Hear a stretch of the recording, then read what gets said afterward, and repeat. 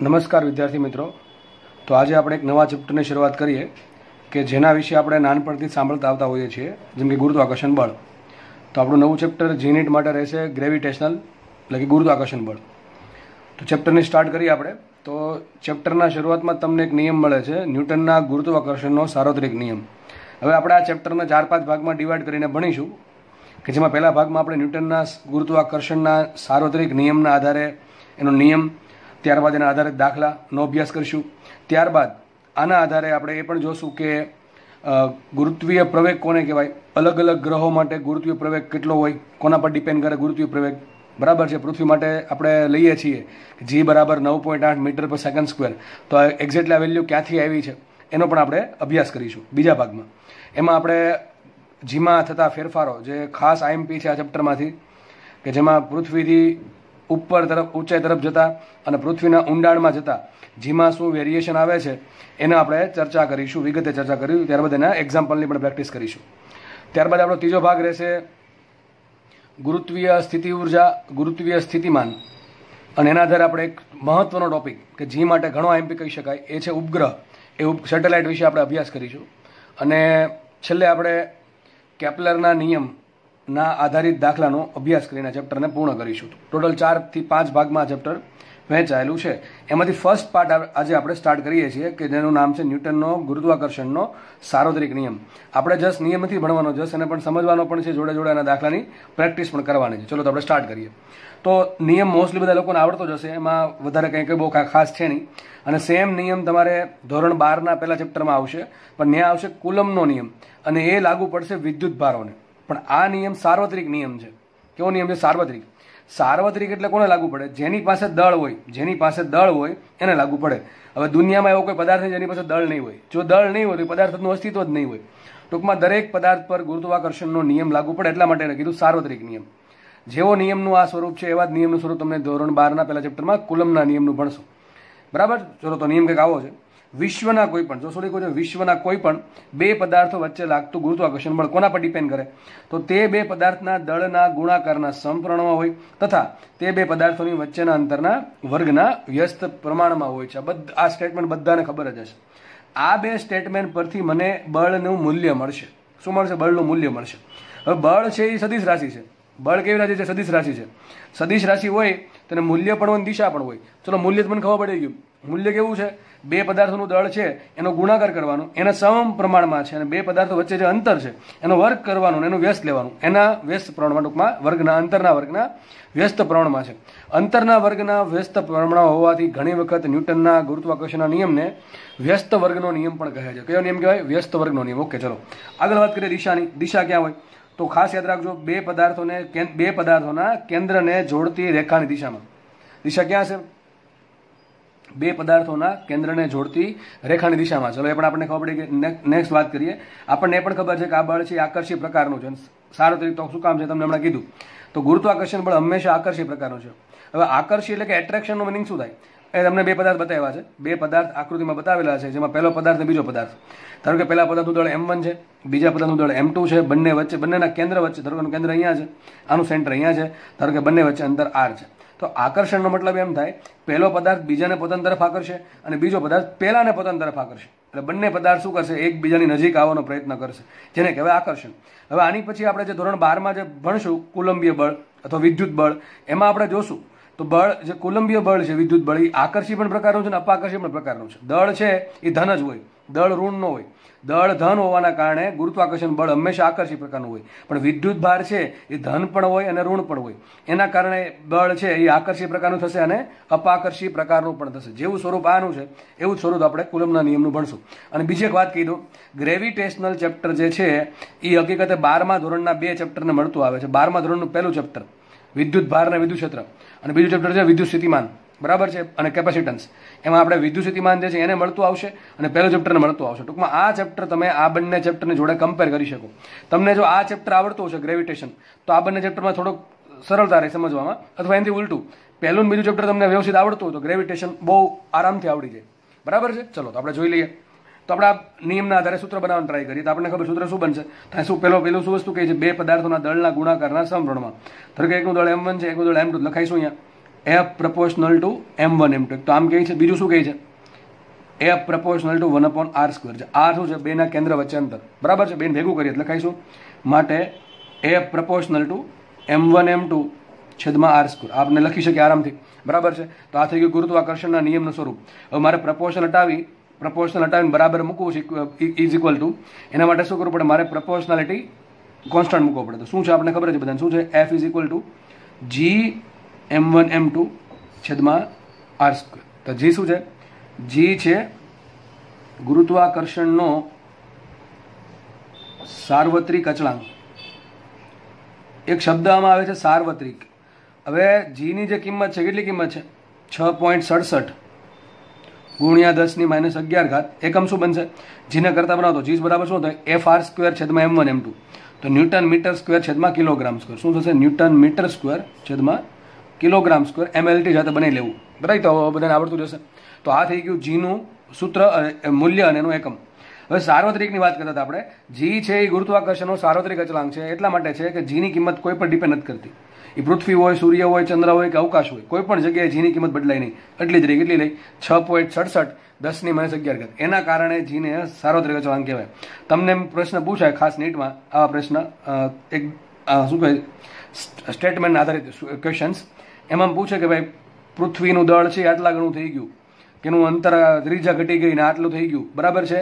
કે સૂર્યનું દળ ઘટી ગયું, ત્રિજ્યા બદલી ગઈ. તો જીમાં કોઈ ફેરફાર આવે? જીમાં કોઈ ફેરફાર નહીં આવે. જીમાં કોઈ ફેરફાર આવશે નહીં, કારણ કે શું છે? સાર્વત્રિક અચળાંક છે. તો આપણને સિમ્પલ ખબર પડી કે આ બધાને મોસ્ટલી અત્યારે આટલી માહિતી તો બધાને આવડતી જ હશે એવું માની લઉં છું. બરાબર છે. અને આ બેઝિક માહિતી આપણે નાનપણથી જ ભણતા આવીએ છીએ, તો આ તો આપણને આવડવી જ જોઈએ. ધોરણ 11માં પણ આપણે પહેલા ચેપ્ટરમાંની વાત આવે છે. તો સૂત્ર શું મળ્યું? F is equal to G m1 m2 છેદમાં r². આ બળ કયા પ્રકારનું છે? આકર્ષી પ્રકારનું છે. કયા પ્રકારનું છે? આકર્ષી પ્રકારનું છે. ચલો દિશા. આ તો મૂલ્ય આવી ગયું. શું આવી ગયું? બળનું મૂલ્ય. કેટલું બળનું મૂલ્ય આવશે? જી m1 m2/r². હવે વાત કરીએ આપણે દિશાની. ચલો તો એમ આપણે એક તમને ડાયાગ્રામ આપેલો છે જેમાં પહેલો પદાર્થ બીજો પદાર્થને ખેંચે અને બીજો પદાર્થ પહેલા પદાર્થને ખેંચે. હવે આપણે એક કામ કરશું. આખા ચેપ્ટરમાં તમારે યાદ રાખવાનું, જ્યાં હું F12 લખું ને શું મતલબ થાય? તમને એવું શીખવાડવામાં આવ્યું છે કે ભાઈ જે પહેલો શબ્દ હોય એને લાગુ પડે. તો બળ કોને લાગુ પડશે? પહેલા પદાર્થને. કોના દ્વારા લાગશે? બીજા પદાર્થ દ્વારા. તો F12 વંચાઈશું પહેલા પદાર્થ પર બીજા પદાર્થ દ્વારા લાગતું બળ. ફરીથી બોલું છું. F12 નો શું મતલબ થાય? પહેલા પદાર્થ પર બીજા પદાર્થ દ્વારા લાગતું બળ.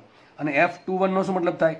બીજા પદાર્થ પર પહેલા પદાર્થ દ્વારા લાગતું બળ. હવે બંને બળ અહીંયા કેવા છે? આકર્ષી પ્રકારના જ છે. એટલે એક પદાર્થ બીજા પદાર્થને ખેંચશે. તો મને એમ કહેવાય F12 દિશા ક્યાં આવશે? F12 દિશા ક્યાં આવશે? F12 દિશા આ બાજુ આવશે કે આ બાજુ આવશે? કઈ રીતે આવશે? F12 શું છે? પહેલા પદાર્થ પર બીજા પદાર્થ દ્વારા લાગતું બળ. ટૂંકમાં બીજો પદાર્થ પહેલા પદાર્થને ક્યાં બળ લગાડે? તો બીજો પદાર્થ શું કરે છે? પહેલા પદાર્થને પોતાની તરફ ખેંચે છે. બીજો પદાર્થ છે એ પહેલા પદાર્થને પોતાની તરફ ખેંચે છે. તો F12 આવશે બીજા પદાર્થ તરફ. F12 આવશે આ ડાયરેક્શનમાં. સમજ પડે એવી વાત છે. ચલો F21 ની વાત કરીએ. F21 શું છે? F21 છે બીજા પદાર્થ પર પહેલા પદાર્થ દ્વારા લાગતું બળ. તો પહેલો પદાર્થ છે એ બીજા પદાર્થ પર કઈ રીતે બળ લગાડે છે? એને પોતાની તરફ ખેંચવાનું ટ્રાય કરે છે. પહેલો પદાર્થ બીજા પદાર્થને પોતાની તરફ ખેંચવાનું ટ્રાય કરે છે. એટલા માટે F21 આવશે આ બાજુ. તો તમે જોઈ શકશો હંમેશા F12 અને F21 હંમેશા એકબીજાની વિરુદ્ધમાં હશે. કેવા હશે? એકબીજાની વિરુદ્ધમાં હશે અને એના બંનેના મૂલ્ય સરખા હશે. ટૂંકમાં F12 અને F21 માં ખાલી એટલો જ ફરક છે, બેના મૂલ્ય સરખા છે પરંતુ દિશા ખાલી વિરુદ્ધ છે. જેટલું મૂલ્ય આનું છે એટલું જ મૂલ્ય આનું છે. જો આ ધન x માં હોય તો આ ઋણ x માં હોય, જો આ ધન y માં હોય તો આ ઋણ y માં હોય. ટૂંકમાં બે પદાર્થો એકબીજા પર જે બળ લગાડે ગુરુત્વાકર્ષણ બળ, એ બંને બળ એકબીજા પર જે લાગે છે પહેલા પર બીજા દ્વારા અને બીજા પર પહેલા દ્વારા, એ બળના મૂલ્ય સરખા છે પરંતુ દિશા કેવી છે? હંમેશા વિરુદ્ધ હશે. તો લખી શકાય આપણે સદિશ F12 is equal two minus સદિશ F21. કેમ આ લખ્યું? આ સદિશનો મતલબ શું થાય? આ માઇનસનો મતલબ શું થાય? માઇનસનો મિનિંગ એમ થાય કે બે બળ વિરુદ્ધ દિશામાં છે. અને તમે ખાલી મૂલ્ય લખો તો મૂલ્ય શું લખાય? F12 બરાબર F21. મૂલ્ય શું લખાય? F12 બરાબર F21. ટૂંકમાં એના બેના મૂલ્ય સરખા છે પરંતુ દિશા વિરુદ્ધ છે એમ સજેસ્ટ કરે છે. તો આપણે યાદ રાખી લેવું. ચલો આપણે આગળ વાત કરીએ. હવે આપણે જોયું વન ડાયમેન્શનમાં. શેમાં જોયું? વન ડાયમેન્શનમાં. હવે આપણે નેક્સ્ટ થિયરી જોઈએ કે જે તમારે બેઠી થિયરી ધોરણ 12માં પહેલા ચેપ્ટરમાં આપણે ભણશું. બરાબર છે. કુલમનો નિયમ આપો. વિદ્યુત ભારો માટે વિદ્યુત બળને લગતો કુલમનો નિયમનું સ્વરૂપ આપો 2D અને 3D માં. બેઠી થિયરી આપણે ભણશું. તો નેક્સ્ટ આપણે હવે ન્યૂટનના ગુરુત્વાકર્ષણના નિયમ માટે 2D અને 3D માં બે પદાર્થો વચ્ચે કઈ રીતે બળ લાગે, શું સૂત્ર જનરેટ થાય એ આપણે અભ્યાસ કરીએ. તો ચલો નેક્સ્ટ ભણીએ આપણે 2D અને 3D માટે ગુરુત્વાકર્ષણના નિયમનું સૂત્ર. ચલો તો 2D અને 3D કીધી એટલે 100% તમારી યામાક્ષ પદ્ધતિ આવી જશે. આમાં શું આવી જશે? યામાક્ષ પદ્ધતિ. આ બેઠે બેઠી થિયરી તમારે ધોરણ 12માં પહેલા ચેપ્ટરમાં આવશે. ઓકે ચલો, તો એક્સ ને વાય કોર્ડિનેટ સિસ્ટમ છે, કાર્ટેશિયન કોર્ડિનેટ સિસ્ટમ. ચલો ધાર લઈએ આપણે. ગુરુત્વાકર્ષણનો નિયમ તારવવાનો છે. કોની જરૂર પડે? બે દળને જરૂર પડે, M1 ને M2 ની. બીજું શું જરૂર પડે? એનું વચ્ચે અંતર નહીં. ધારી લઈએ આપણે કે એક પદાર્થ છે M1, બીજો પદાર્થ છે M2. હવે એવું જરૂર નથી કે બે પદાર્થ એક જ જગ્યાએ હોય. ધારો કે બે પદાર્થ અલગ અલગ જગ્યાએ છે અને ધારી લઈએ કે આપણે એક ઉગમ બિંદુ ધારી લઈએ કે જેથી આપણે બધા અંતરની માપણી કરીશું. તો પહેલા પદાર્થ છે એ ક્યાં છે? તો કે ઉગમ બિંદુથી ધારો કે R1 જેટલા અંતરે છે. તો આ થઈ ગયો સદિશ R1. સદિશ R1 શું બતાવે છે? પહેલા દળનો એટલે કે પહેલા પદાર્થનો O ની સાપેક્ષે સ્થાન સદિશ. એ પ્રમાણે M2 દળનો પદાર્થ છે બીજા પોઈન્ટ પર છે. ધારો કે એનો O2 થી સ્થાન સદિશ છે કેટલો? સદિશ R2. કેટલો છે? સદિશ R2. તો સદિશ R2 મળી ગયો આપણને. R1 શું છે? પહેલા પદાર્થ M1 દળનો સ્થાન સદિશ R1 અને M2 દળના પદાર્થનો સ્થાન સદિશ R2. ક્યાંથી? O ની સાપેક્ષે. હવે મારે કામ કરવું છે ન્યૂટનના ગુરુત્વાકર્ષણના સાર્વત્રિક નિયમનું. તો નિયમ શું હતો? નિયમ શું હતો? યાદ કરો. F ઇઝ ઇક્વલ ટુ શું હતું? G M1 M2 છેદમાં R² પરથી લખશું. અને હકીકત આ શું આપે મને? ખાલી મૂલ્ય જ આપે છે, દિશા આપતો નથી. ચલો, દિશા ક્યાં હોય? તમને યાદ કરો. હમણાં લીખું હતું કે ક્યાં હતું? જો બે પદાર્થોના કેન્દ્રને જોડતી રેખાની દિશામાં. તો મારે શું કરવું પડશે દિશા શોધવા માટે? બે પદાર્થોનો કેન્દ્ર જે છે એને જોડવા પડશે. જો જોડેલા જ છે, આછી લાઈન થઈ અહીંયા, બરાબર છે. તો આ એક પદાર્થ M1 છે, એક પદાર્થ M2 છે. ચલો બેન જોડી દઈએ. સપોઝ કે આ જે લાઈન મળશે મને, આ જે લાઈન મળશે એ શું આવશે? બંને પદાર્થો વચ્ચેનું અંતર. દેખાય છે કે આ અંતર જે છે એ બંને પદાર્થો વચ્ચેનું અંતર છે. ઓકે ચલો, પણ એ દિશા લેવી પડશે આપણે, કારણ કે 2D ને 3D છે એટલે દિશાની વાત આપણે કરવી પડશે. ચલો, તો આપણે એક કામ કરીએ. પહેલા પદાર્થ પર બીજા પદાર્થ દ્વારા કેટલું બળ લાગે છે એ શોધી નાખીએ. પહેલા પદાર્થ પર બીજા પદાર્થ દ્વારા કેટલું બળ લાગે એ શોધી નાખીએ. ખબર પડી ગઈ તમને? ઓકે ચલો, તો સૂત્ર શું આવશે? સદિશ F12. કેમ સદિશ લખ્યા મેં? અરે ભાઈ 2D 3D છે એટલે સદિશ જ આવશે. ચલો, સદિશ F12 બરાબર શું આવે? ચલો, હમણાં મેં કીધું તમને મૂલ્ય ઇન્ટુ દિશા. આપણે માનો કે તમને એમ કહું કે ભાઈ કોઈ વ્યક્તિ x દિશામાં 5 મીટર ઊભો છે, તો આપણે શું લખીએ? 5 I કેરેટ મીટર. કે વ્યક્તિ છે એ x દિશામાં 5 મીટર અંતરે ઊભો છે ઉગમ બિંદુથી, આપણે શું લખીએ? 5 I કેરેટ મીટર. તો I કેરેટ શું બતાવે? દિશા બતાવે. 5 શું બતાવે? એનું મૂલ્ય. અને મીટર બતાવે એનો એકમ. તો એ જ રીતે બળ શું લખશું આપણે? બળ શું લખશું? બળનું સદિશ સ્વરૂપે શું લખશું? બળનું મૂલ્ય ગુણ્યા દિશા. અહીં શું આવ્યું? મૂલ્ય ગુણ્યા દિશા. તો એ જ પ્રમાણે શું આવશે? બળનું મૂલ્ય બાજુમાં શું લખી નાખું? દિશા લખી નાખું. ચલો આપણે મૂલ્ય લખીએ.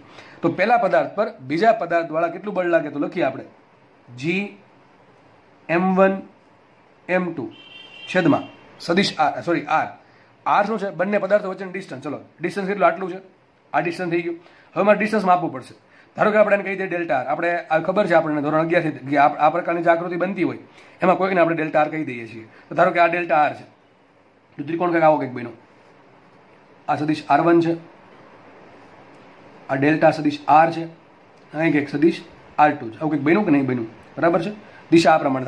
ધારો કે એવું જરૂર નથી કે તમારે ડેલ્ટા R ને છે હંમેશા આમ જ બતાવો. તમે આમ પણ બતાવી શકો, એનાથી કંઈ સૂત્રમાં કંઈ ફરક નહીં પડે.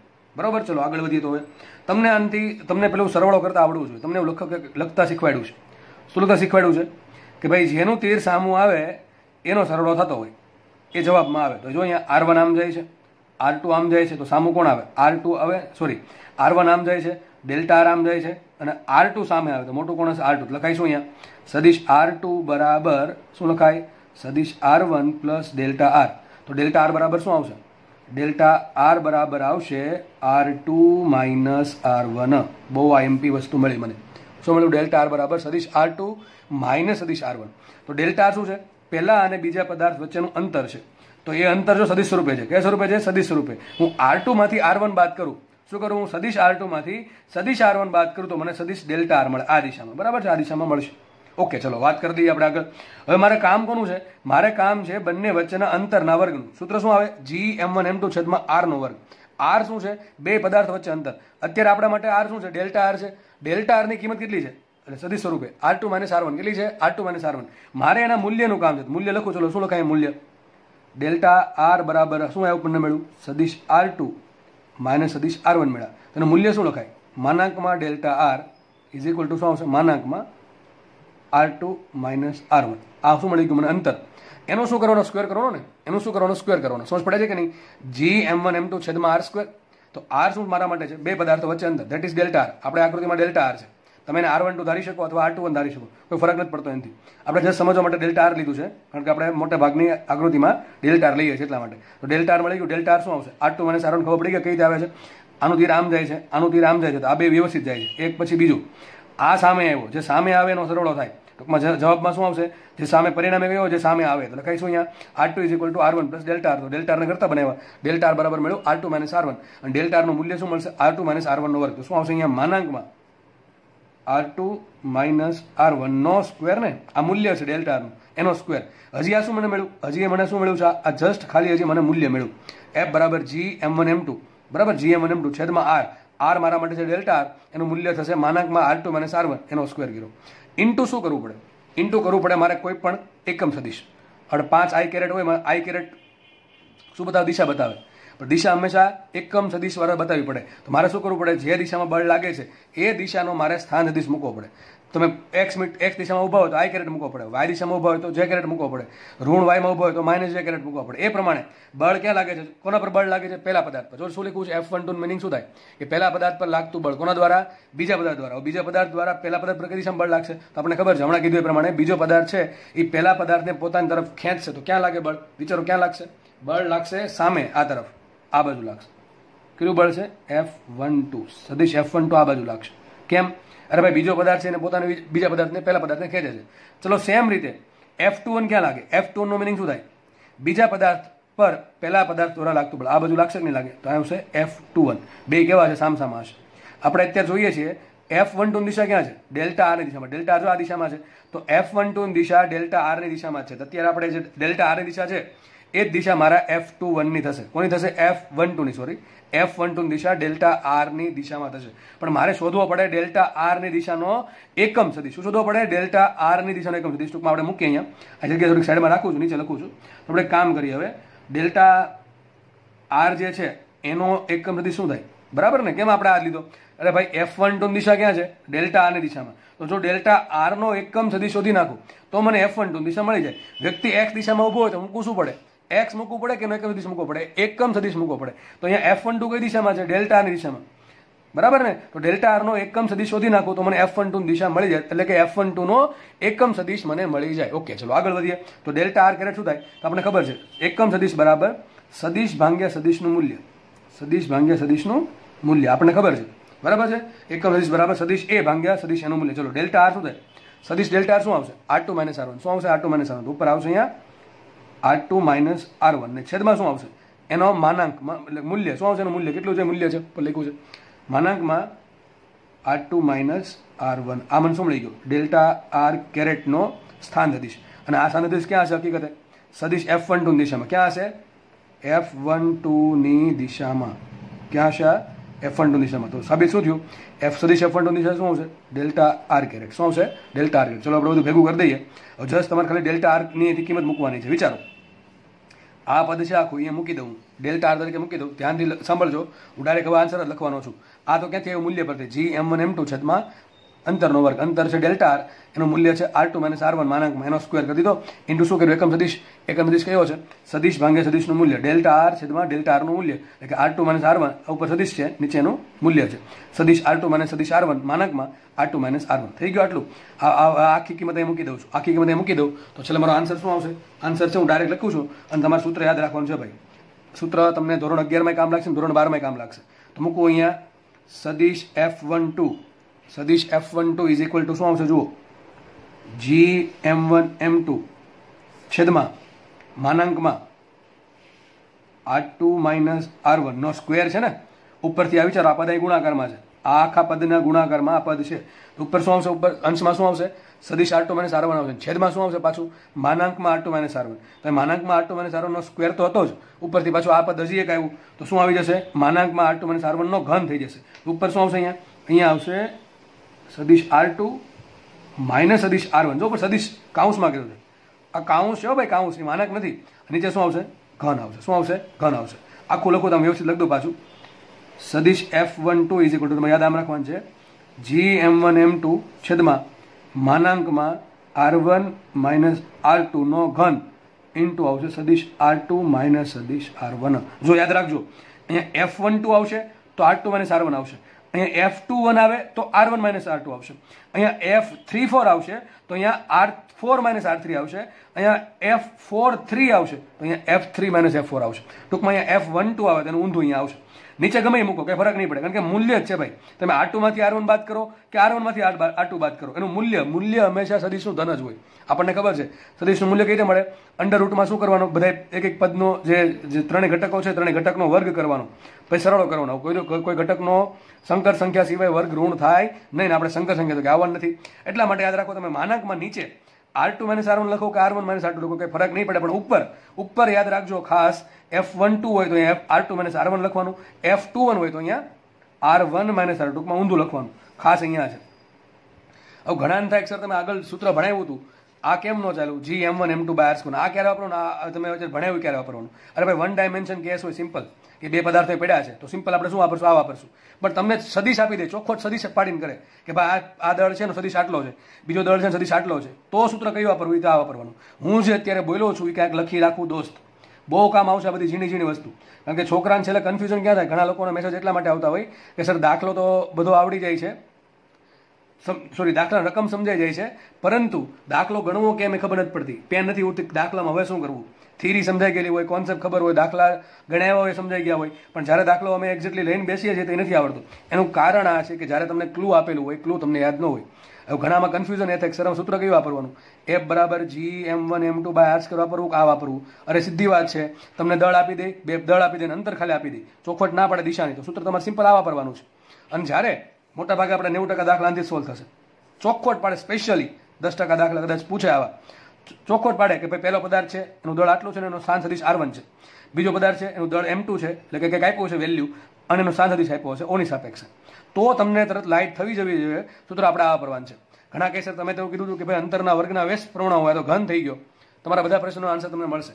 શું તમારે કદાચ વિચાર આવવો જોઈએ, ન આવતો હોય તો હવે આવવો જોઈએ કે સર તમે એ કીધું હતું ભાઈ અંતરના વર્ગના વ્યસ્ત પ્રમાણ હોય તો ઘન થઈ ગયો, તો સૂત્ર ખોટું નથી ભાઈ, ખોટું નથી દોસ્ત. ઉપર શું છે, અંતર જ છે. આનો શું એકમ આવશે, R2-R1 મીટર આવશે. નીચે આ R2-R1 ના મૂલ્યનો એકમ શું આવશે, મીટરનો ઘન આવશે. ઉપર મીટર છે, નીચે મીટરનો ઘન છે, તો નીચે હજી મીટર સ્ક્વેર જ વધે છે. હકીકત સ્વરૂપ આવું જ છે. પણ આવું કેમ આવ્યું, અરે ભાઈ તમે દિશા સહિત, આ સૂત્ર તમને દિશા સહિત આપે અને આ સૂત્ર માત્ર તમને મૂલ્ય આપે. આ સૂત્ર માત્ર તમને ઓનલી વેલ્યુ આપશે, મૂલ્ય આપશે. અને તમે જો આ સૂત્ર વાપરશો તો તમને દિશા પણ આપશે અને મૂલ્ય પણ આપશે. પણ આ સૂત્ર તમે તો જ વાપરી શકશો કે તમને ડાયરેક્શન આપેલી હોય તો, બંને સ્થાન સદિશો આપેલા હોય તો. બરાબર છે, M1 અને M2 દળના. ઓકે, ખબર પડી ગઈ. આગળ વધીએ આપણે. તો હવે કોઈને ડાઉટ રહેવાનો છે, ચોપડામાં લખી રાખું ભાઈ સ્થાન સદિશ આપેલા હોય તો સૂત્ર આ વાપરવાનું, બાકી ન આપ્યા હોય સિમ્પલ વેલ્યુ આપેલી હોય તો વાપરવાનું આ રીતે. બરાબર છે, આપણે આગળ વધીએ. હવે આપણે એ જોયું કે પહેલો પદાર્થ છે, પહેલા પદાર્થ પર બીજા પદાર્થ દ્વારા ક્યારે બળ લાગે, કેટલું બળ લાગે, એનાથી ઉલટું કરવાનું છે આપણે. ચલો મને જાતે લખીને બતાવો. સદિશ F21 નું સૂત્ર શું આવશે, F21 નું સૂત્ર શું આવે, ક્યાં ફરક પડે, G(m1m2) છેદમાં માનાંકમાં કોઈ પણનો માનાંક કરો, R2-R1 કરો કે R1-R2 કરો, કઈ ફરક નહીં પડે. લખીએ ચલો સિમ્પલ આપણે R2-R1 નો ઘન કે R1-R2 નો ઘન, કઈ ફરક પડશે નહીં. ઇન્ટુ શું કરવાનું, F21 જતા ઉલટું આવે, સદિશ R1 માઇનસ સદિશ R2. જો કાઉન્સ છે ભાઈ, અહીંયા માનાંક ન કરો, બાકી માનાંક તો ઉડી જાય, ખાલી મૂલ્ય જ આવશે. સમજ પડે, અહીંયા કાઉન્સ છે. તમને આ કાઉન્સ સોલ્વ કરવાથી શું મળશે, સદિશ મળશે. એને ગુણ્યા આટલું મૂલ્ય કરી નાખો, શું મળશે, બળનું મૂલ્ય મળશે. હવે આપણે લખી શકીએ આના પરથી. જો અહીંયા ઉપર આગળ શું આવ્યું હતું, F12 હોય તો R2-R1 આવે, F21 હોય તો R1-R2 આવે. તો લખાઈશું માટે સદિશ F21 = ટાઈમ સદિશ F12. અને બંનેના મૂલ્ય કેવા હોય, બંનેના મૂલ્ય સરખા હશે. કેવા હશે, F21 જે હશે એ જ F12 હશે, બેના મૂલ્યની દ્રષ્ટિએ. ઓકે, તો થિયરી અહીંયા પૂરી થાય છે. આપણે નેક્સ્ટ હવે અને દાખલાની પ્રેક્ટિસ સ્ટાર્ટ કરીએ.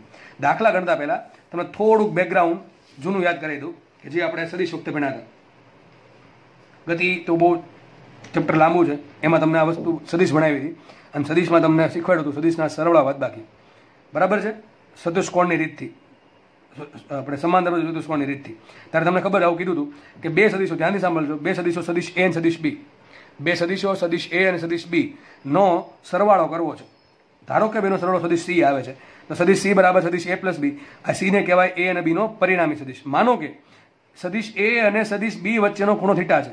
કોનો વચ્ચેનો ખૂણો છે, જેનો સરવાળો કરવાનો છે. સદિશ A અને સદિશ B વચ્ચેનો ખૂણો થીટા છે. સૂત્ર આપણે ખબર છે, C નું સૂત્ર શું આવશે, C² = S² + B² + 2AB cos θ. આપણે બધી ખબર છે. અને થીટા બરાબર શું હોય, થીટા હશે સદિશ A અને સદિશ B વચ્ચેનો ખૂણો. અને આલ્ફા શું છે, આલ્ફા જે તમને નવો સદિશ મેળવો સદિશ C, એનો સદિશ A સાથેનો ખૂણો શું આવે. હવે તમને બધાને સૂત્ર યાદ હોવું જોઈએ tan α વાળું. બરોબર છે, એ લખતો નથી, તમને યાદ હોવું જોઈએ. યાદ ન હોય ચોપડો ખોલીને થોડુંક જોઈ લેવું. ચલો એટલું હોમવર્ક તમારા માટે કે ટેન આલ્ફાની વેલ્યુ શું હોય, બરાબર છે. કયા સ્વરૂપે આવશે? એ સ્વરૂપે આવશે, બી સ્વરૂપે આવશે, થીટા સ્વરૂપે આવશે. બી સાઇન થીટા છેદમાં એ પ્લસ બી કોસ થીટા. ચલો બોલી દઉં છું, બરાબર છે. આટલું સૂત્ર તમને મળશે. તો એ શું આપે તમને? સદિશ સી અને સદિશ એ વચ્ચેનો ખૂણો. સદિશ બી અને સદિશ સી વચ્ચેનો ખૂણો કઈ રીતે મળશે? અરે ભાઈ થીટામાંથી આલ્ફા બાદ કરી નાખો તો મળી જશે કે નહીં મળી જાય? ચલો આપણે આટલી બધી વસ્તુ ખબર હતી. હવે તમને ત્યારે એ પણ શીખવાડ્યું હતું કે ભાઈ આ સૂત્રનો યુઝ કરીને હું તમને અલગ અલગ કેસ શીખવાડીશ. ભાઈ જે કેસ શીખવાડું છું ધ્યાનથી શીખી લેજો. ધોરણ 12માં કોઈ પણ પરીક્ષા આવે, જીમાં આવશે, નીટમાં આવશે, ગુજકેટમાં આવશે, આ વસ્તુ તમને 100% કામ લાગશે ટાઈમ સેવિંગ ટેકનિક તરીકે, બરાબર છે. ચલો શું શીખવાડું છું? જુઓ, આ સૂત્રમાં એક કામ કરીએ, એ બરાબર બી બરાબર સરખું કરી નાખો. એટલે કે ધારો કે બે બળ છે, આપણે એક એક્ઝામ્પલ જ લઈ લઈએ. બે બળ છે, બે બળની કિંમત એફ છે. એ ધારો કે એક પોઈન્ટ છે, એ પોઈન્ટને એક બળ એફ આમ ખેંચે છે એક્સ દિશામાં અને બીજું બળ વાય દિશામાં ખેંચે છે. તો બળ આના પર પરિણામી બળ ક્યાં લાગશે? અથવા પદાર્થ જાય કે આમ જશે? ક્યાં જશે? આ બાજુ. કેટલા બળથી જાય? ચલો તો સૂત્રમાં કિંમત મૂકો.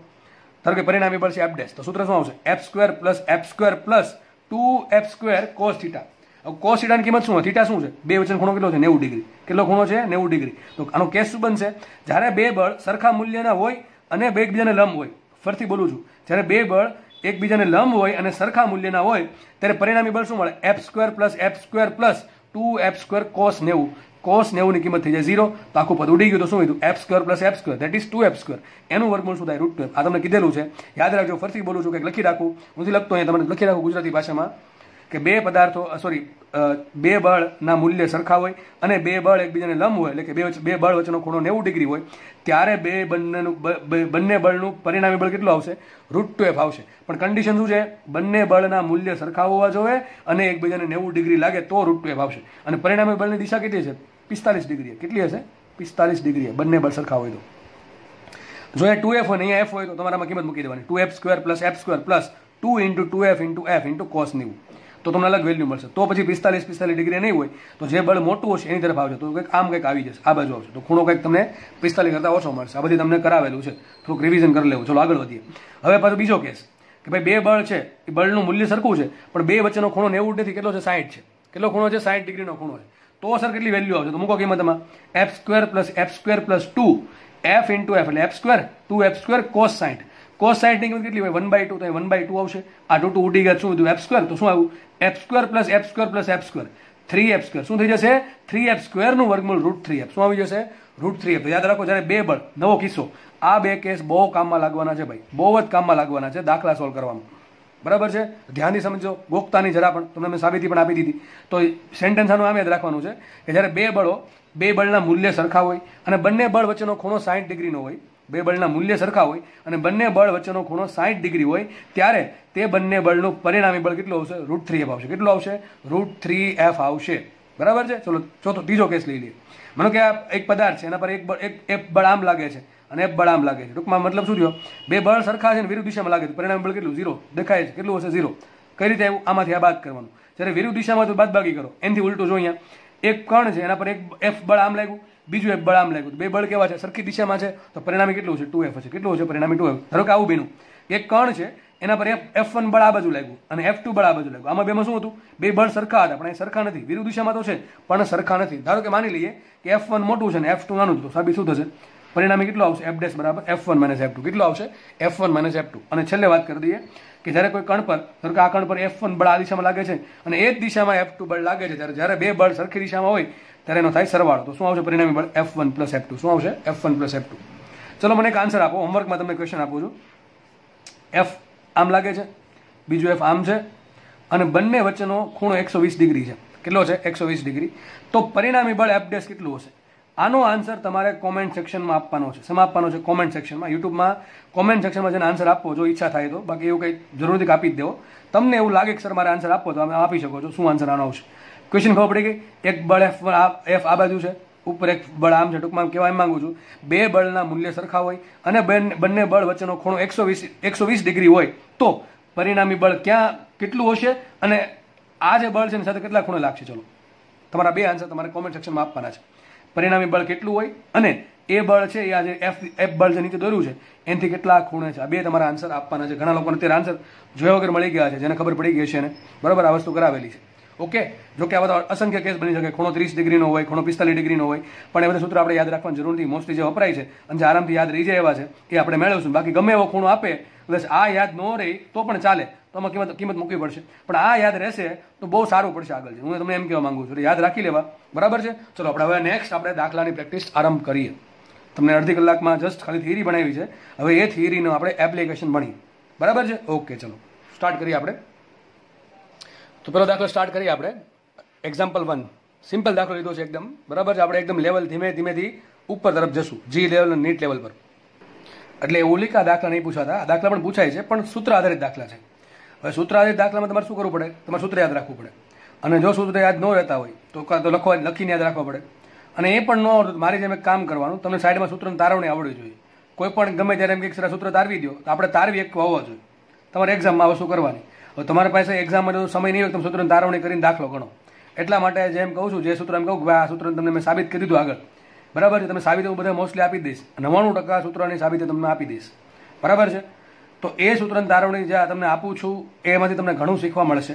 બીજું એમ જેમ કહું કે આ સૂત્ર યાદ રાખો તો યાદ રાખી લેવાનું, કારણ કે એમાંથી તમને જ ફાયદો થશે, બરાબર છે. દાખલો આપણે સ્ટાર્ટ કરીએ. ચલો ક્વેશ્ચન વાંચીએ આપણે, અને ટ્રાય એવી કરવાની કે આપણે આગળ જે વસ્તુ ભણ્યા છીએ એના આધારે કદાચ હું ગણાવું એ પહેલાં તમારા મગજમાં લાઇટ થઈ જવી જોઈએ કે દાખલો કેમ ગણશું, બરાબર છે. આવું જો તમે ધીમે ધીમે પ્રેક્ટિસ કરશો ને તો કદાચ તમારી સામે ગમે એવી રકમ આવશે, તમે હેન્ડલ કરવા માટે ધીમે સક્ષમ બનતા જશો. ચલો આગળ વાત કરીએ હવે. તો એક્ઝામ્પલ 1, 50 કિલોગ્રામ અને 40 કિલોગ્રામ દળના પદાર્થોના ઉગમ બિંદુથી, ક્યાંથી? ઉગમ બિંદુથી સ્થાન સદિશો અનુક્રમે, સ્થાન સદિશ આપ્યા, વિચારો શું આપ્યું?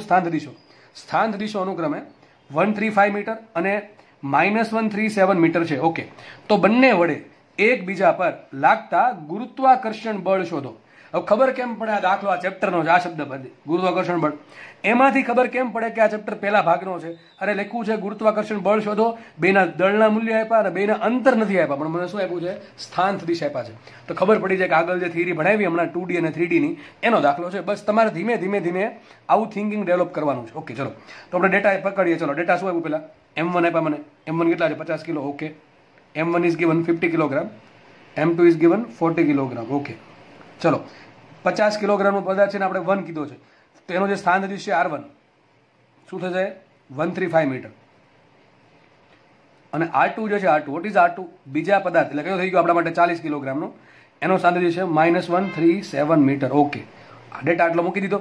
હવે આનો યુઝ કરીને આપણે આ શોધવાનું છે. ભાઈ હંમેશા યાદ રાખવું, હંમેશા વિદ્યાર્થીને કહું છું હું કે તમારે શોધવાનું શું છે એના પર ફોકસ કરો ને તો જ દાખલો સોલ્વ થાય. તમે આડાધડ ગમે એમ ગણતરી કરો મોટો ન સોલ્વ થાય. આપણે શોધવાનું છે ગુરુત્વાકર્ષણ બળ, તો તમને જે ડેટા આપેલો છે એનાથી દાખલો થતો જશે. હવે તમારે વિચારવાનું એમ છે કે ડેટા છે એનો યુટિલાઇઝેશન કરીને હું કઈ રીતે મારા આન્સર તરફ જાઉં. ઘણા દાખલા એવા આવશે જેમાં એક સ્ટેપમાં તમે જઈ શકશો, ઘણા દાખલા એવા આવશે કે જેમાં તમારે એકથી બીજા સ્ટેપમાં, બીજાથી ત્રીજા સ્ટેપમાં જઈને પછી આન્સર આવે. આવા દાખલા ખાસ જીમાં વધારે પૂછાય છે. ઓકે, ચલો તો આવા દાખલા પણ જીમાં પૂછાય છે, એક સ્ટેપમાં ઘણી વખત ક્યારેક પૂછી નાખે છે. તો દાખલો સોલ્વ કરીએ આપણે. આપણને શું કીધું છે? એક બીજા પર, તો પહેલા પદાર્થ વડે બીજા પદાર્થ પર, બીજા પદાર્થ વડે પહેલા પદાર્થ પર. ચલો આપણે પહેલા કામ કરીએ. હવે F12 શોધીએ. શું શોધ્યું આપણે? F12 લખાઈશું અહીંયા સદિશ F12. ચલો સૂત્ર શું આવશે? જલ્દી મૂકીએ. GM1 M2 છેદમાં શું આવશે? માનાંકમાં R1 મૂકો કે R2 મૂકો કે ફરક નહીં પડે, R1 - R2 નો ઘન, કાઉસમાં શું આવશે? F12 શું આવશે અહીંયા? F2 - F1. આ બળ શું આવશે તમને? આ બળ શું આપશે? 50 કિલોગ્રામ પર 40 કિલોગ્રામ વડે લાગતું બળ. તો કિંમત મૂકીએ આપણે.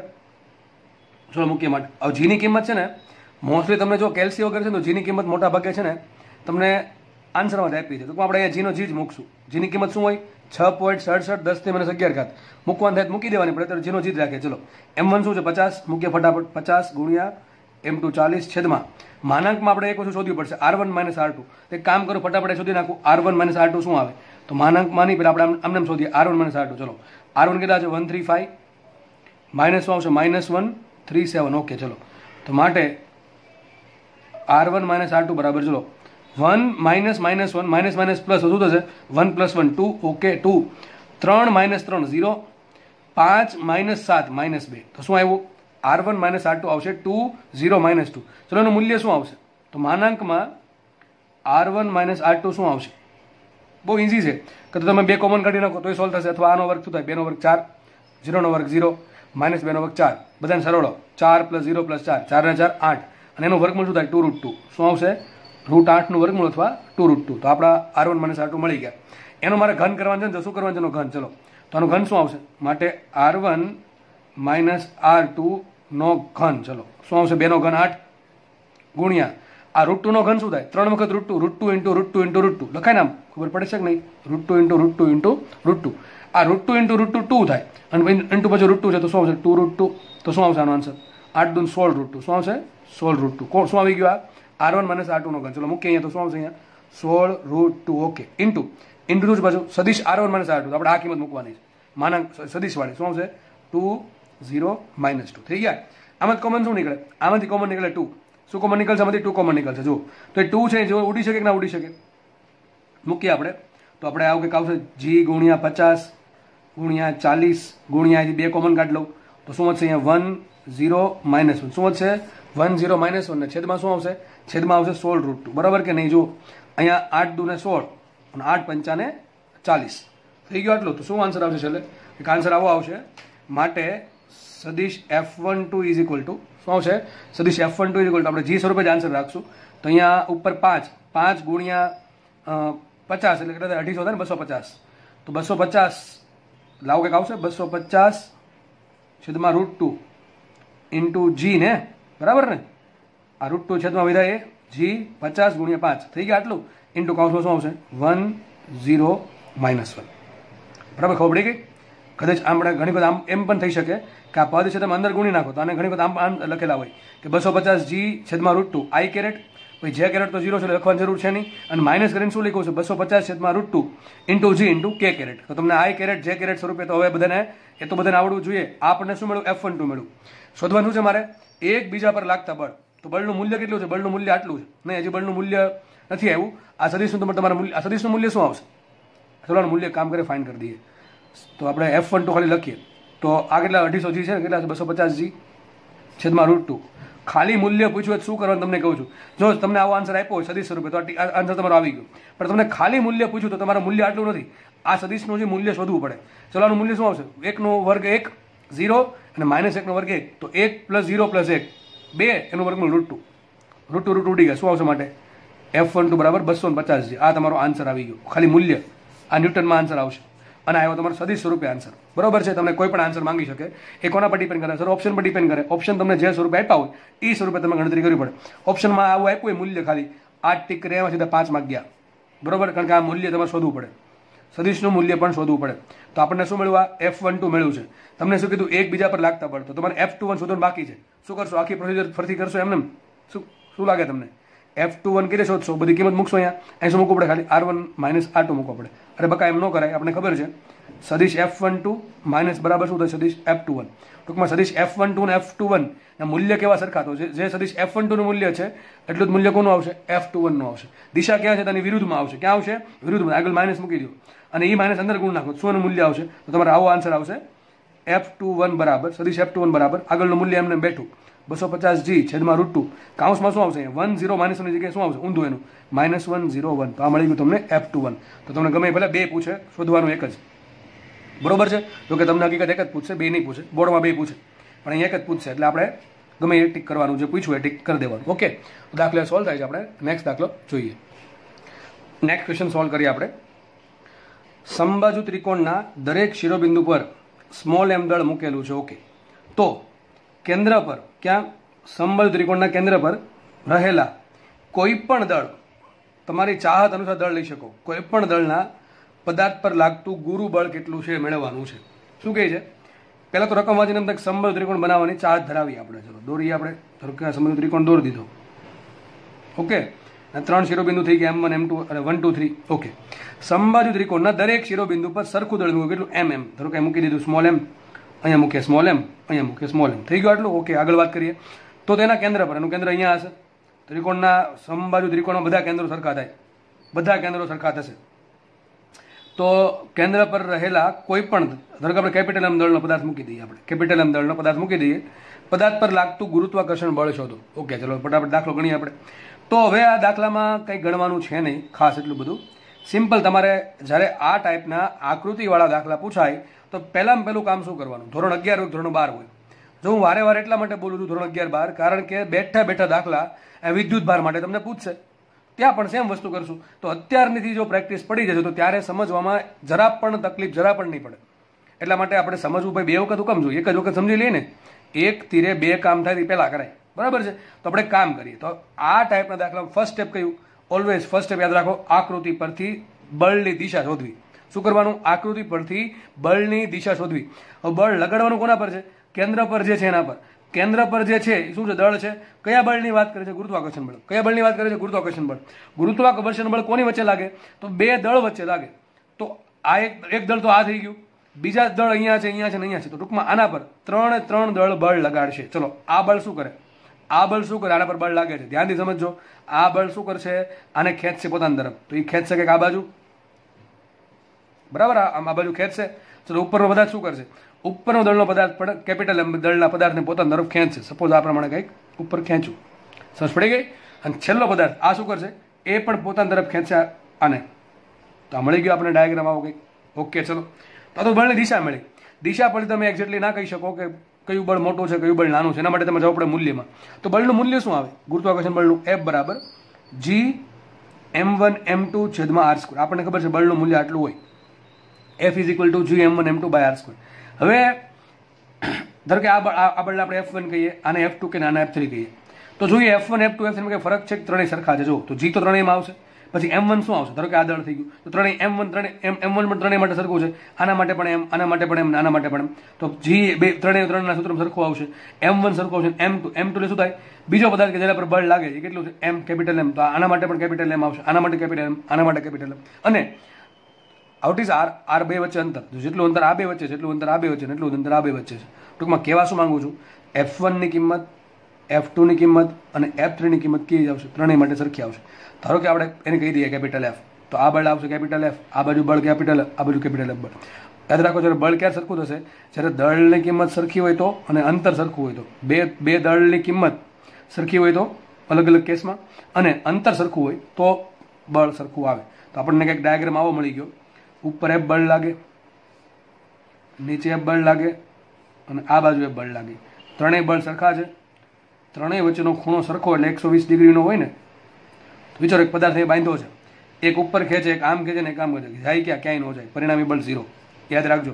અને જો કદાચ સોલ્વ કરવો હોય, હજી તમારે તમને વિશ્વાસ ન આવતો હોય, એક કામ કરવાનો, ઘટક પાડી દેવાના. એક ઘટક આમ પડશે, ઘટક આમ પડશે. એ પ્રમાણે આના ઘટક પાડવાના. એક ઘટક આમ પડશે, ઘટક આમ પડશે. આ બે ઘટક એક બે સરખા મળશે, વિરુદ્ધ દિશામાં છે એટલે એને અસર નાબૂદ કરી દીધી. હવે આનો જે ઘટક નીચે આવ્યો એ, આનો જે ઘટક નીચે આવ્યો એ બે એવા છે, એક જ દિશામાં છે. એ બેન સરળો કરવાનો.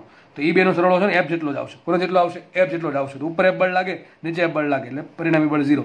ડાબી બાજુ બળ, જમણી બાજુ બળ સરખું ઉડી ગયું, ઉપર બળ, નીચે બળ સરખું ઉડી ગયું. તો વધુ શું? પરિણામી બળ 0. તો યાદ રાખજો આકૃતિ, આ રીતની આકૃતિ કે ત્રણેય બળ F હોય અને ખૂણો સરખો હોય તો પરિણામી બળ કેટલું આવશે? પરિણામી બળ 0 આવશે. કેટલું છે પરિણામી બળ? 0 આવશે. યાદ રાખજો. પણ અહીંયા 2F કરી દઉં તો પછી આ ખોટી વાત છે. તો પરિણામી બળ 0 નહીં હોય, કંઈક આવશે, કંઈક આ બાજુ તરફ, કંઈક આ બાજુ કંઈક બળ આવશે. સમજ પડી ગઈ? દાખલો એ સોલ્વ થાય છે, એકદમ ઇઝી દાખલો છે અને આવો દાખલો પૂછાય છે. તો હજી એક વસ્તુ કહું, માનો કે 2M કરી નાખું તો શું આન્સર આવે? ઉપર 2M કરી નાખું તો આન્સર શું આવે? તો તમારે દાખલો ગણવો પડે ને દોસ્ત, કારણ કે F2 છે, F1 ને F3 સરખા થાય, પણ F2 છે અલગ થઈ જાય, કારણ કે અહીંયા M1 તરીકે શું આવશે? 2M આવે. તો ઉપર બળ વધી ગયું, તો છે ને થોડુંક ઉપર તરફ બળ લાગશે. થોડું પરિણામી બળ 0 નહીં થાય, તો થોડુંક ઉપર તરફ બળ લાગશે. તમને એ પણ દાખલા આવડવા જોઈએ. ચલો આગળ વધીએ આપણે. નેક્સ્ટ ક્વેશ્ચન સોલ્વ કરીએ. અને જેવો જ છે, થોડોક મળતો જ આવે છે. ફટાફટ આપણે દાખલો ગણીએ. જુઓ, નેક્સ્ટ ક્વેશ્ચન લઈએ આપણે. L લંબાઈના સમબાજુ ત્રિકોણના શિરોબિંદુ પર સમાન દળ M મૂકતા કોઈ એક કણ પર લાગતા કોઈ એક કણ પર, ટૂંકમાં હવે જો કેન્દ્ર નથી, કોના પર છે? શિરોબિંદુના કોઈ એક દળ પકડી લેવાનું, એના પર લાગતું ગુરુત્વાકર્ષણ બળ શોધો. ચલો ડાયાગ્રામ દોરી દઈએ આપણે પહેલા. તો કંઈ ન આવડતી તો કરીએ. ચલો, અહીં એક દળ છે M, અહીંયા એક દળ છે M, અહીંયા એક દળ છે M. ત્રણેય દળ સરખા છે એવું લખ્યું છે. અને જે લંબાઈ છે સમબાજુ ત્રિકોણની કેટલી છે? LL છે. ઓકે, આટલી ખબર પડી ગઈ. તો L લંબાઈના સમબાજુ ત્રિકોણના શિરોબિંદુ પર સમાન દળ M મૂકી દીધું. એના કોઈ એક કણ પર, ધારો કે આપણે આ કણ પકડીએ, તમે કોઈ પણ તમારી ચાહત અનુસાર પકડી શકો છો. સિમ્પલ આપણે આ પકડી લઈએ, બરાબર? તો સારું પડશે. તો કોઈ એક કણ પર લાગતા ગુરુત્વાકર્ષણ બળનું મૂલ્ય શોધવાનું છે. ટૂંકમાં હવે ચલો આના પર કોણ બળ લગાડે? ભાઈ કયું બળ લાગે છે? ગુરુત્વાકર્ષણ બળ. પહેલાં શું કીધું હતું મેં તમને? આના પર દિશા શોધવાની. પહેલું સ્ટેપ દિશા શોધવાની. દિશા શોધવા માટે તમારે બળને સમજવું પડે કઈ ટાઈપનું બળ છે. તો બળ કયું છે? ગુરુત્વાકર્ષણ બળ છે. ગુરુત્વાકર્ષણ બળ હંમેશા કઈ ટાઈપનું હોય? આકર્ષી પ્રકારનું. કયા પ્રકારનું હોય? આકર્ષી પ્રકારનું. તો આના પર બળ લાગશે. આના પર બળ કોણ લગાડે? બીજો દળ. તો એક આ છે એ પણ બળ લગાડશે ને એક આ છે એ પણ બળ લગાડશે. આ શું ટ્રાય કરશે કે આજે નીચે જે પદાર્થ છે ને પોતાની તરફ ખેંચવાની. તો આ હકીકત છે. આ પદાર્થ જે છે એ આને પોતાની તરફ ખેંચવાની ટ્રાય કરશે, કારણ કે બળ આના પર લાગે છે. બળ લાગે છે આના પર, એટલા માટે આ ખેંચશે આ. તો હવે બીજી વાત કરીએ, આના પર હજી આ પદાર્થ પણ બળ લગાડી શકે. આ પદાર્થ શું કરશે? એ પણ આ પદાર્થને પોતાની તરફ ખેંચશે. એ જશે એ બાજુ. ચલો, આ બળ પણ થઈ ગયું એફ. તો ધારો કે હવે જોઈ લઈએ, બળની દિશા મળી ગઈ. ચલો, ખૂણો કેટલો છે બળ વચ્ચેનો? 60 ડિગ્રીનો. કેટલો ખૂણો છે? 60 ડિગ્રીનો ખૂણો હશે. આટલી ખબર પડી ગઈ. ચલો, દિશા તો મળી ગઈ આપણને. હવે કેટલું મૂલ્ય છે નક્કી કરવા માટે મારે બળનું મૂલ્ય જોશે, એક એક બળનું મૂલ્ય.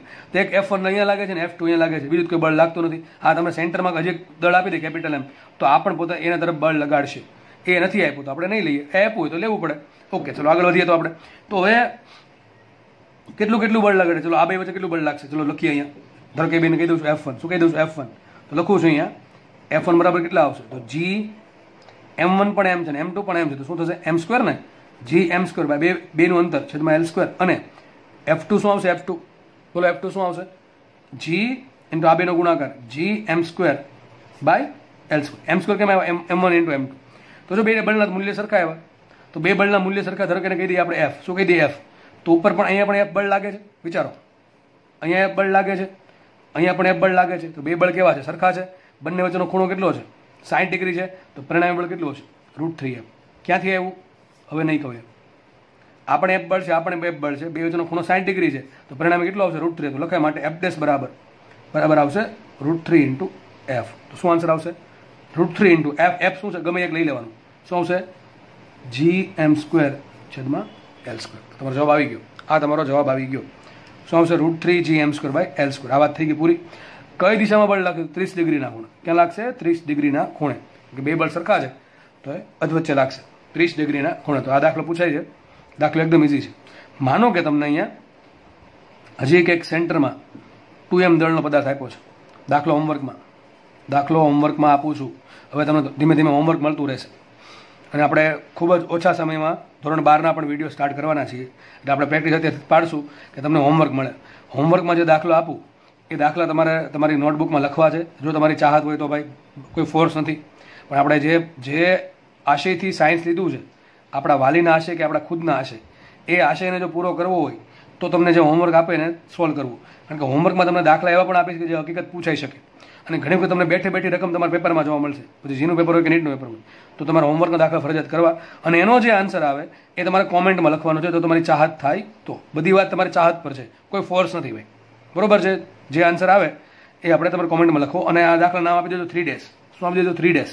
તો તમે જ્યારે કોમેન્ટમાં લખો આન્સર ત્યારે 3 ડેઝ કરીને લખવું. દાખલો શું છે? જુઓ, બેઠે દાખલો એમ રાખવાનો. તમારે એક કામ કરવાનું છે, અહીં સેન્ટરમાં 2M દળનો પદાર્થ મૂકવાનો છે. શું કરવાનું છે? સેન્ટરમાં 2M દળનો પદાર્થ મૂકવાનો છે.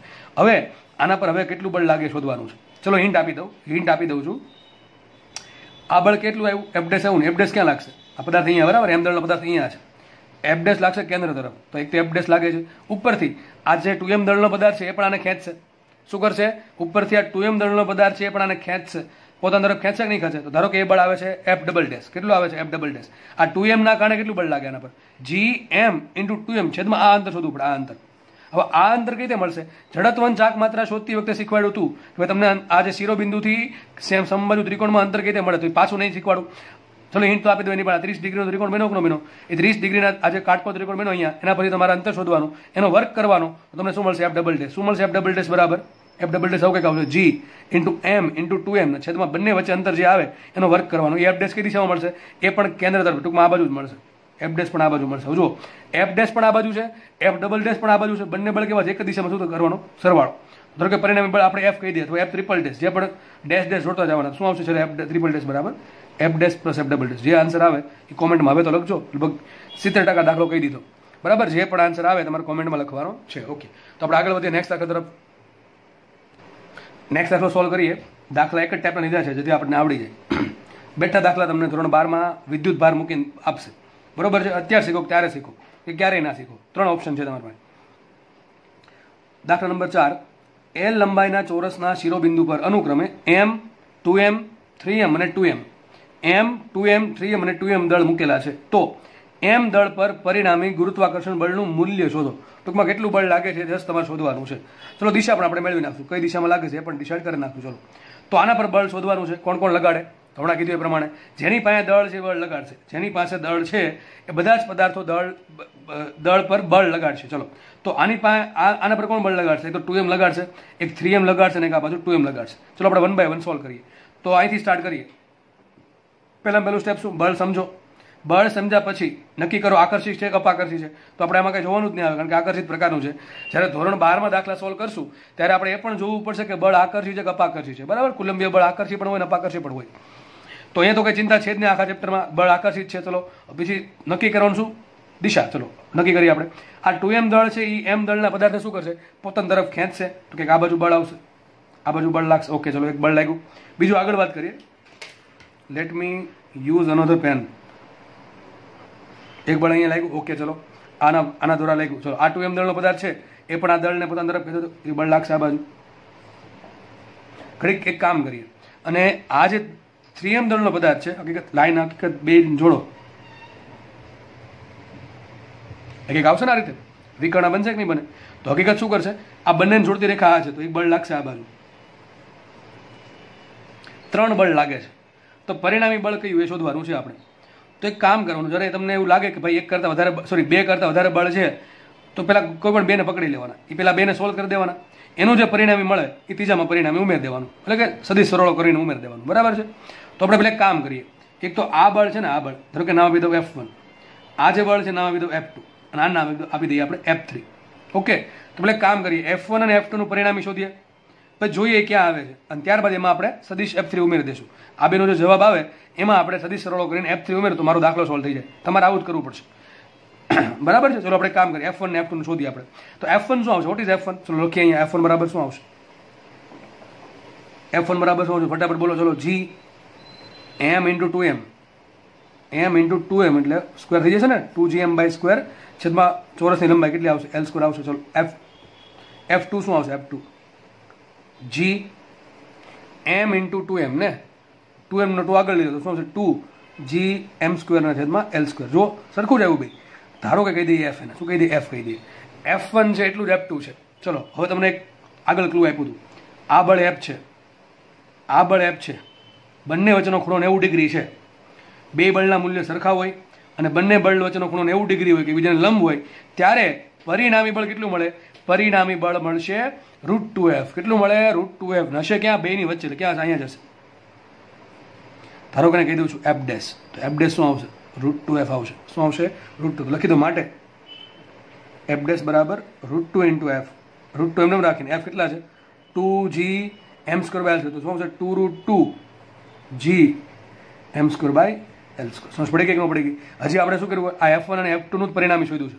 હવે આ F' કઈ દિશામાં છે? જો આ દિશામાં છે વિકર્ણ દિશામાં ઉપર તરફ, અને F3 પણ ક્યાં છે? વિકર્ણ દિશામાં ઉપર તરફ. તો બે બળ, કયા બળ? એક તો F' એ આ દિશામાં છે, અને F3 એ પણ આ દિશામાં. ટૂંકમાં અહીંયા આવો, જસ્ટ ખાલી ઉપર લીધું છે અહીંયા સમજાવવા માટે. તો બંને બળની દિશા એક જ છે. તો શું થશે? બેનો સરવાળો. તો પરિણામી બળ શું આવશે? ધારો કે પરિણામી બળને આપણે F" કહી દઈએ. શું કહી દઈએ? F". તો F" આવશે F' પ્લસ F3. તો શું મૂકીએ કિંમત? ચલો F' શું આવ્યા?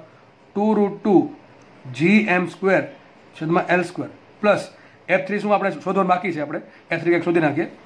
સાઈડમાં F3 શોધી નાખું. ચલો F3 શું આવશે વિચારો? F3 છે 3m અને m વચ્ચે લાગતું બળ. શું છે? 3m અને m વચ્ચે લાગતું બળ. કેટલું આવશે? આવશે G into m into 3m. 3, ચલો લખું છું, m into 3m છેદમાં બંને વચ્ચે અંતર. જો આ લંબાઈ L હોય, આ લંબાઈ L હોય તો આપણને ખબર છે ચોરસનું વિકર્ણ શું થાય? L² પ્લસ L² નું વર્ગમૂળ. શું આવશે? √2l. શું આવશે? √2l. પણ એનો સ્ક્વેર 2l². બરોબર કે નહીં? છેદમાં અંતરનો વર્ગ આવે ને, બે વચ્ચે અંતર છે √2l, એનો સ્ક્વેર 2l². થઈ ગયું આટલું? તો મૂકીએ કિંમત થોડુંક વ્યવસ્થિત કરીને. શું આવશે? આ 3gm² બાય 2l². લખું છું અહીંયા. શું આવશે? 3gm² by 2l². આટલું થઈ ગયું કે ન થઈ ગયું? એક કામ કરીએ, આને 2 વડે ગુણીને 2 વડે ભાંગીએ તો શું આવશે? 4√2gm² by 2l² plus 3gm² by 2l². Common શું કાઢીએ? gm² બાય 2l² કોમન કાઢી લો. શું કાઢી લો? gm² બાય 2l² કોમન કાઢી લો. તો શું આન્સર આવશે? g into m² છેદમાં 2l² કૌંસમાં અહીં 2 ગુણ્યા 2 વડે ભાંગે એટલે 4√2 પ્લસ 3 આ તમારો ફાઇનલ આન્સર. આટલું બળ લાગે પદાર્થ પર ભાઈ, આના પર આટલું બળ લાગશે, તમારો આન્સર આવી ગયો. અને ખાલી મૂલ્ય પૂછ્યું, દિશા ક્યાં હશે? 45 ડિગ્રીના ખૂણે. કઈ ડિગ્રીના ખૂણા આવશે? 45 ડિગ્રીના ખૂણા આવશે. તમને દાખલો હોમવર્કમાં આપું છું, હોમવર્કમાં દાખલો આપું છું. દાખલો બેઠે બેઠો લેવાનો છે, તમારે આટલું કરવાનું છે. ચોરસ છે, 3 દળ મૂકવાના છે એમ, અને ચોથું દળ મૂકવાનું છે 1 કિલોગ્રામ. સમજ પડી?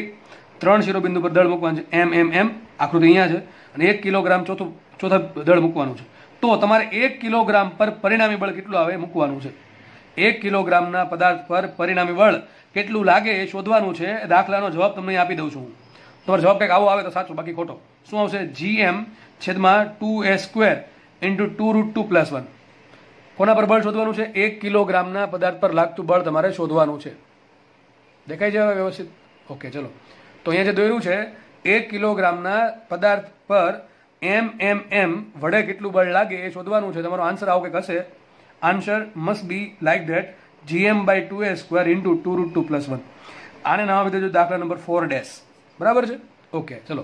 તો અહીંયા આપણે આ દાખલો પૂરો થાય છે, અને લેક્ચર પણ અહીંયા આપણે રાખીએ. નવા લેક્ચરમાં આપણે નવો દાખલાનો અભ્યાસ કરીશું, અને આપણે પાર્ટ 1 નેક્સ્ટ લેક્ચરમાં આપણે પૂરો કરી દઈશું. ત્યારબાદ આપણે પાર્ટ 2ની શરૂઆત કરીશું એના પછીના લેક્ચરમાં. ઓકે, તો અહીંયા સુધી જોવા બદલ બધાનો ખૂબ ખૂબ આભાર, ધન્યવાદ, જય હિન્દ.